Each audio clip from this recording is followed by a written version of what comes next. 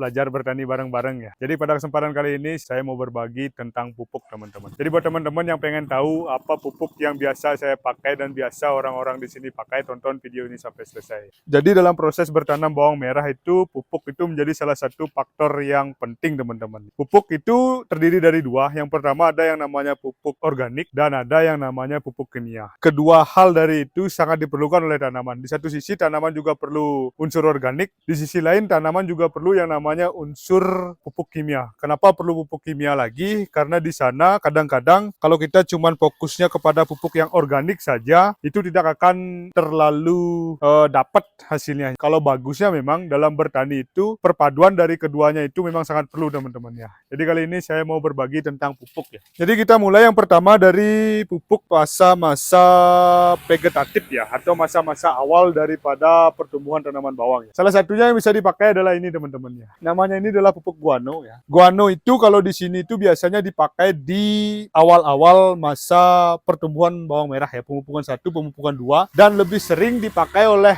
teman-teman petani yang di sini itu adalah pada saat mau pasang mulsa teman-teman. Jadi istilahnya pakai pupuk dasar lah. Lalu yang kedua juga ada di sini dari organik juga ya.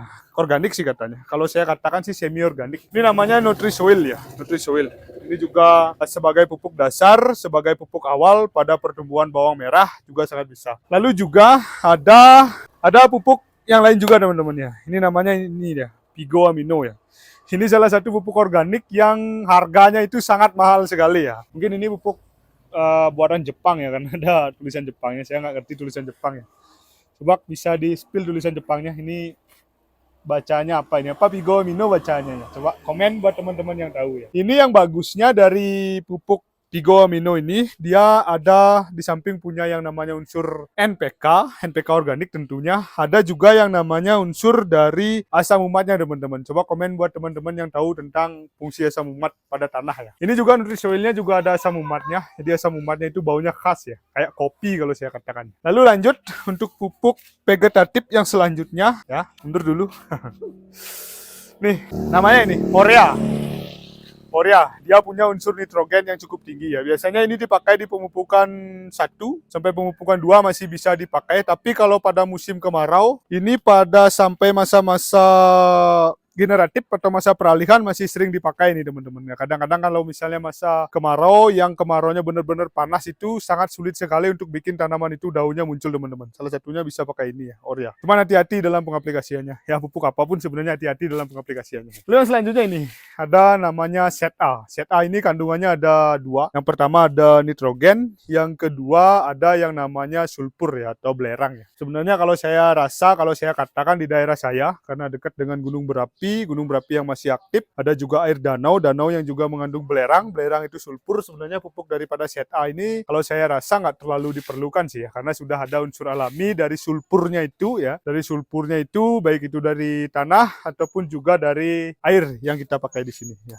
Itu untuk pupuk ZA-nya. Lalu yang selanjutnya ada yang namanya pupuk, kalau dikatakan itu adalah pupuk majemuk ya. Ini pupuk majemuk nih. Pupuk majemuk yang kandungannya itu hampir setara lah daripada semua kandungannya. Dari NPK itu hampir setara. Namanya ini adalah NPK tawon. Dia kandungannya 16 ya. Ini yang sakan. Kalau ini untuk yang dusan ya. Ini untuk yang dusan. Sama juga kandungannya, cuman harganya sedikit beda. Lebih mahal yang ini ketimbang yang itu ya. Untuk secara kualitas mirip lah. Cuman bedanya adalah itu yang kemasan 5 kilo dan ini yang kemasan 1 kilo. Sebenarnya ada juga yang sakan. Yang sakan itu lebih murah lagi teman-teman ya. Jadi dipilih lah nanti kalau misalnya teman-teman mau pakai yang mana. Ini juga majemuk ya. Mana ini? Ini ya. Namanya adalah Posca Plus teman-teman ya. Posca Plus kandungannya 15 tapi dia plus sulfur 9%. Jadi ada juga kandungannya seperti ZA tadi saya bilang, ada sulfurnya juga ya.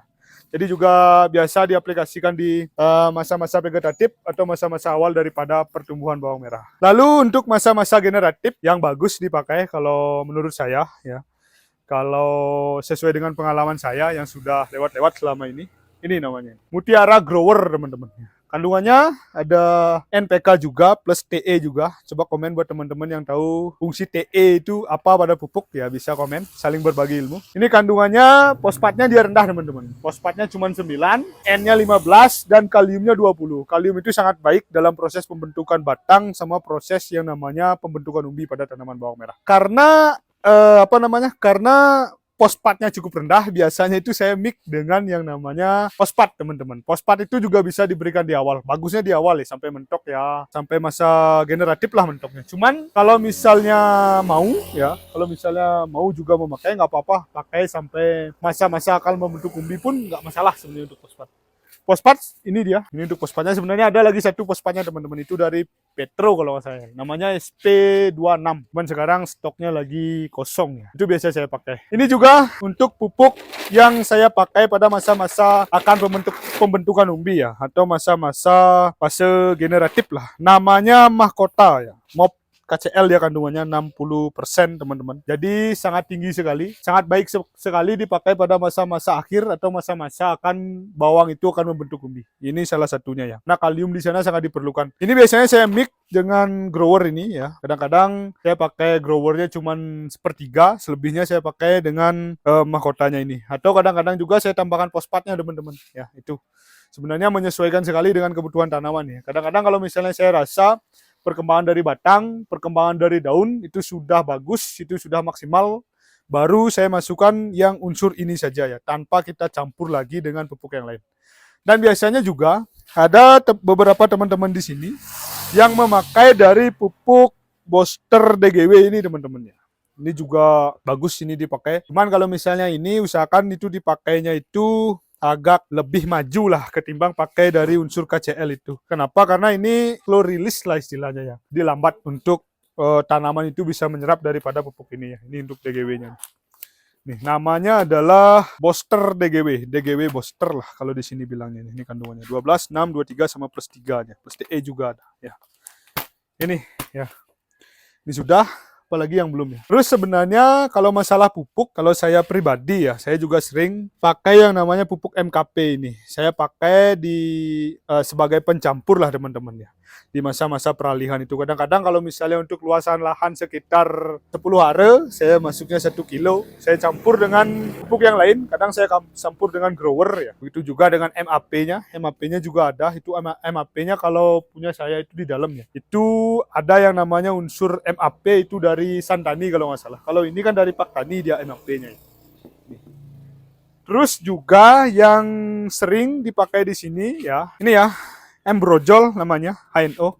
Ini bisa dimasukkan di masa-masa vegetatif atau masa-masa awal daripada pertumbuhan tanamannya. Bisa dicampur dengan pupuk-pupuk yang lain, karena kalau misalnya kita masuk cuma unsur ini saja nggak memungkinkan sih. Ini juga bisa dikocor sebenarnya. Cuman di sini petani bawang di sini itu jarang sekali ada yang kocor teman-teman. Semuanya itu pada tabur ya. Kalau dulu sempet istilahnya itu ngecolin dah. Kita masukkan beberapa gram, beberapa sendok ke batangnya atau ke ke lubang tanamannya langsung, tapi sekarang kebanyakan langsung ditabur teman-teman. Pemborosan sebenarnya, tapi waktunya cepat gitu. Banyak sekali pupuknya sebenarnya teman-teman. Kadang-kadang saya pun bingung harus pakai pupuk yang mana. Cuman kalau misalnya sudah pengalaman, sudah sering kita mengaplikasikan, ya jadinya nggak terlalu bingung lah sebenarnya. Ini juga Ultradap, biasa dipakai di awal. Ini sejenis MAP lah kalau saya katakan ya. Nah, ini ya KNO3 ya. Untuk masa-masa pengumbian atau masa-masa pembentukan umbi. Bisa diaplikasikan juga. Jadi sebenarnya ini dicampur dengan pupuk yang lain. Bisa dicampur dengan KCL-nya, bisa dicampur dengan growernya juga. Atau enggak, gabungin keduanya dari ini, biar sama-sama produk DGW. Ini bisa pada tanaman bawang ya. Lalu terakhir, saya mau spill salah satu pupuk yang sering saya pakai. Sebenarnya ini bukan pupuk ya, apa ya istilahnya ya. Kalau dibilang pupuk juga bukan, dibilang dibilang fungisida juga bukan ya. Jadi ini ya, namanya silika teman-teman. Ini kadang-kadang saya campur pengaplikasiannya dengan pupuk-pupuk yang lain. Utamanya adalah di masa-masa sebelum masuk ke fase generatif. Ini sering saya pakai ini. Ini bagus hasilnya. Ini bikin daun tanaman itu menjadi lebih hijau, lebih kaku, tanaman lebih tegak teman-teman ya. Silika ya. Oke, jadi mungkin itu saja untuk videonya. Buat video saya kali ini ya. Coba komen juga buat teman-teman pupuk apa yang biasanya dipakai pada daerah teman-teman pada tanaman teman-teman, coba komen ya. Saling berbagi informasi. Begitu juga kalau misalnya ada pupuk yang bagus menurut teman-teman, bisa sharing, bisa beritahu saya, biar juga saya bisa coba, saya bisa sharing nanti hasilnya juga, dan semua petani bawang bisa merasakan hasilnya. Oke, bye-bye.